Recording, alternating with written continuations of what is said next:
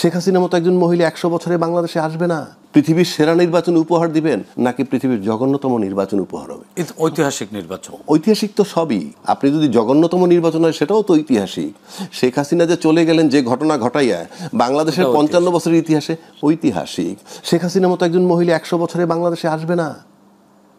পাশাপাশি ইউনূস সাহেবের মতো একটা লোকও 100 বছরে আসবে না। সুতরাং সেই কারণে আমি বলছি যে আপনি এখন আসেন, নির্বাচন নিয়ে আরও কতগুলো ন্যারেটিভ আছে।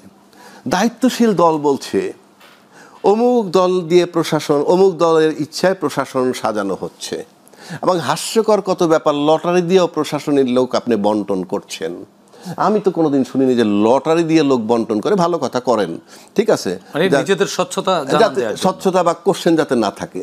লটারি তো হবে কি, মনে করেন আপনি একটা খারাপ লোক, আপনি নিজে একজন খারাপ লোক, আপনার দিয়ে আমার নির্বাচনে ভরসা নেই, আপনি করাপশন করবেন। তো লটারিতে আপনি লটারি ছাড়া আসছিলেন কুমিল্লা, লটারির পর গেলেন বুরুঙ্গামারি বা রংপুর, তো কি হবে? আপনি রংপুরে বসে তো একই কাজ করবেন, করাপশন সহই গেলাম, একই কাজ করবেন। তো সুতরাং এইগুলো হলো হাস্যকর এবং কোনো ম্যাচিউরড কাজ না।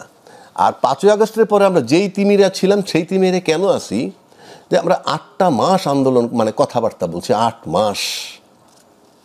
যেই সরকারকে আমরা একেবারে অযোগ্য সরকার বলি, আমি সরকারকে অযোগ্য বলি, উনি নির্বাচিত সরকার না, বাট ওনার কিছু ভালো কাজ তো করছে, সেই বিতর্কে আমি সেই আলোচনায় যাচ্ছি না, প্রয়োজন নাই। কিন্তু ওনার সাথে তো আপনার 8 মাস যারা বৈঠক করছেন তারা তো সব বিজ্ঞ রাজনীতিবিদ, তারা ক্লেম করেন যে তারা বিজ্ঞ রাজনীতিবিদ। তো তাহলে তারা এই 8 মাসে একটা ঐক্যমত্যে আসতে পারলো না কেন? আপনি ওই বর্তমান সরকারের উপরে দোষ চাপায় দিয়া, হ্যাঁ, আপনি কি দোষমুক্ত হচ্ছেন? আপনি বুদ্ধিমান, তো বোকার ব্লেমে, বোকার চালে আপনি পড়লেন, আপনি কিছুই করতে পারলেন না, ডাকলেই যাচ্ছেন, ফিরে এসে বলছেন কি যে আমেরিকার থেকে লোক আইসা সংবিধান সংস্কার করতে যাচ্ছেন কেন, যাচ্ছেন কেন? আবার আইসা বলেন তা আপনি তো পারেন নাই সিদ্ধান্ত নিতে।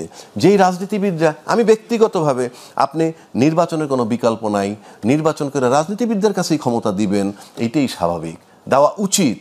কিন্তু আমরা রাজনীতিবিদদের অ্যাক্টিভিটিস তো একটাই দেখলাম যে যেসব পরিবর্তন আসার কথা ছিল, আকাঙ্ক্ষা ছিল, কিছুই আসে না। রাজনৈতিক একটা পরিবেশ, রাজনৈতিক সংস্কার। একজন ব্যক্তির সাথে আমরা যদি ওখানে দেখি, ফিজিক্যালি আমরা 2টা ব্যক্তিকে দেখছি কর্মকাণ্ড করছে। একজন হইল আপনার আলী রিয়াজ সাহেব, আরেকজন তো চেয়ার সর্বস্ব, মানে ওখানে উনি কিন্তু কমিশনের প্রধান, ঐক্যমত্য কমিশনের, বাট ওনার ফিজিক্যাল প্রেজেন্স খুব কমই ছিল। যদি এই 2টা লোকের ধরি, এই 2টা লোকের কাছে আমরা দেখছি 25টা 30টা দলের 60টা লোক রেগুলার গেছে আসছে, গেছে আসছে। 2টা লোকের কাছে থেকে আদায় করতে পারলো না। 2টা লোক তাদেরকে ঘুরাইলো, আর আইসা বলতেছেন উনি অযোগ্য সরকার ইত্যাদি। Who cares? দিন তো চলে যাচ্ছে।